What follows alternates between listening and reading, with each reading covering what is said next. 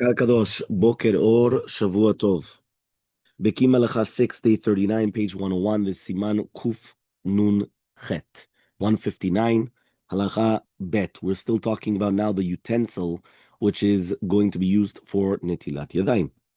And it says Halacha Bet. Okay? So Halacha Bet says as follows: Kosa sui mi plastic u'minyar av. If you're going to have a plastic cup, right, or a cardboard container, kasher netilat yadayim, it's going to be kosher for netilat yadayim, even though it's going to be chad pe'amim u'kol makom. Nevertheless, chashuv klili inyan netilat yadayim. That means even though it's chad pe'amim, meaning it's reusable, you're going to throw it's disposable. You're going to throw it out in 1 minute. Doesn't matter. You could still use it for kli for netilat yadayim. Ve'kamuvan. However, though, obviously, if you have another kli acher, shadif shelo yitol belu. That means if you have another kli, why are you going to use a disposable? So, by the way, you should know this could actually happen many, many times. A person goes to a hotel, and many times in the hotel, they have glass cups, and then they have the disposable cups. So you're going to take a disposable cup and use it for netilat yadayim? No. There, obviously, if you have another cup, so use the glass cup, meaning use something which is not going to be disposable. But let's say they only have disposable cups. They have the coffee cups and the regular disposable cup. So you're allowed to use a disposable cup. There's no problem. Okay, 47 says the response like Moshe. He says that you shouldn't say kiddush on the wine when a disposable cup, because it's not respectful for the mitzvah. Very good. So we're going to speak about that now, right? So he comes and he says there's no other cup available. However, he agreed that it can be used. Look in the Shagamid. Look on page 102. Right, we've got a very long footnote today. So he comes and he says like this. Or Letzion ruled likewise that it's best to avoid using disposable cup for kiddush. The Rambam ruled that if someone fashioned a flimsy container of woven reeds, okay, and he placed some food in it, it's will to become tameh only if he plans to use it more than once. If he plans to use it once and then discard it, it cannot become tameh. Likewise, if someone has a cow's horn and he plans to use it once and discard it, it cannot become tameh. If he plans to use it regularly, it does become tameh. It's not possible that to use this proof against the use of disposable cups for netilat yadayim. However, since he did not state that disposable items are not kelim, he just said that they're not susceptible to tumah. Okay, and he says regarding the mitzvah netilat yadayim, the container does not have susceptible to tumah. As long as the container has the status of a keli, it may be used. The Tzitz Eliezer disagreed with the ruling of Gro Moshe, and he permitted using disposable cups, whether paper or plastic, for kiddush. He explained that the containers are full-fledged kelim, and the fact that they are meant to be disposable means nothing halachically. This cannot be compared to the cases discussed by the Rambam, either since those items were never manufactured to be containers, and even in the cases discussed by the Rambam, the items are full-fledged kelim if the person decided to use them repeatedly. Disposable cups are certainly capable of being used a number of times. Okay, it is considered disposable only because it's a low cost, makes it reasonable to discard it rather than rinse it and put it away for another time. In fact, it's clear that the Rambam that such disposable items are full-fledged kelim. Many Acharonim rule leniently in this matter. Look in the Vayeshev Moshe, that although the Satmar Rebbe refused to use the disposable cup, right, he comes and he says that was only because he wished to use something nicer for the mitzvah, but not because it was wrong. And that Rishon LeZion ruled also as well that it's permissible to use a disposable cup for kiddush, but he added that it's certainly better to use an expensive silver or crystal cup in honor of the mitzvah. So according to this, it should be permissible to use a disposable cup for netilat yadayim. Meaning, even if for kiddush you're going to tell me that it would be mutar mi karadin, meaning if you don't have anything else, it would be mutar. So then kol sheken, so then it would be mutar in such a case, right? To use it as a netilat yadayim keli. So it says according to this, it should be permissible to use the disposable cup for netilat yadayim as well. The Pupa Rav, he ruled that it is perfectly expectable to use a disposable cup for the mitzvah netilat yadayim, since these cups are good enough for drinking during a meal. It makes no difference that they are made out of paper and they're inexpensive.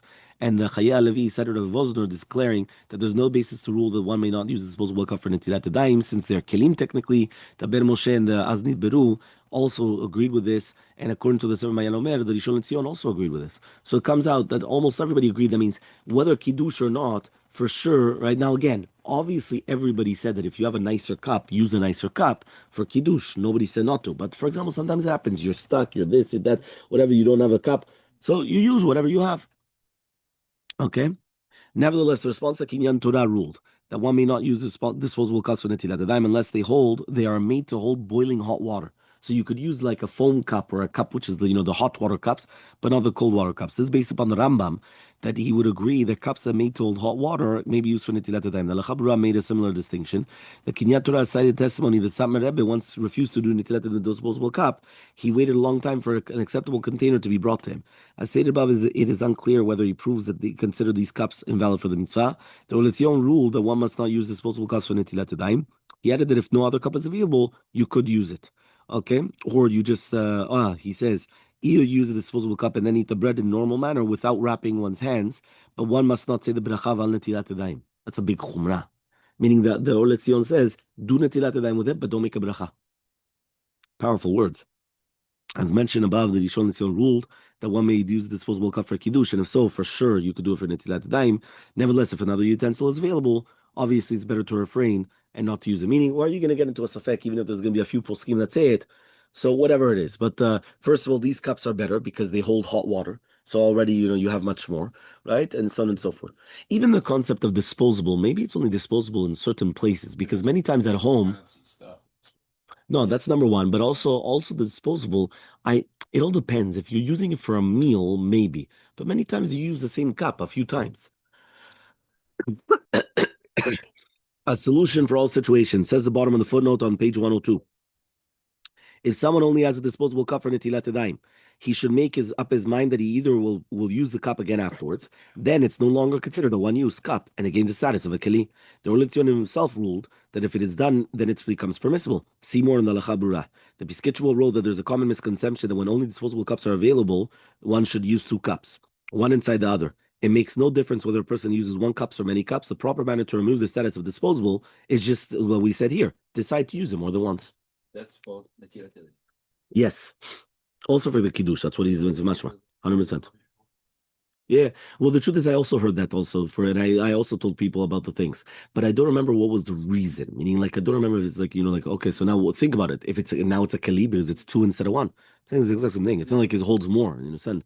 The thing that I've seen in the silver cup, people have like a plastic in it sometimes. Yeah, that's something else though, because it doesn't want to ruin the inside. So they have like a plastic. Yeah, it has like a plastic inside. הלכה ג' צריך שיהיה הכלי מחזיק בתוכו רביעית והוא 81 סמ"ק. So he comes and he says the kli of netilat yadayim has to hold a revit. How much does it hold a revit? He wants to say here it's 81 cc.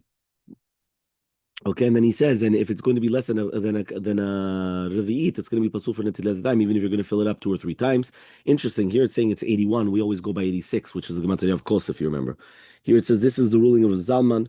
Derive this halacha based on a question: why is it necessary to tell us how much a container must hold? After all, we already know that there's a revi'it of water. So of course, the container is large enough than a revi'it. It must be therefore that the halacha is telling us that a smaller container cannot be used even if you're going to fill it up several times. And look in the beauty halacha.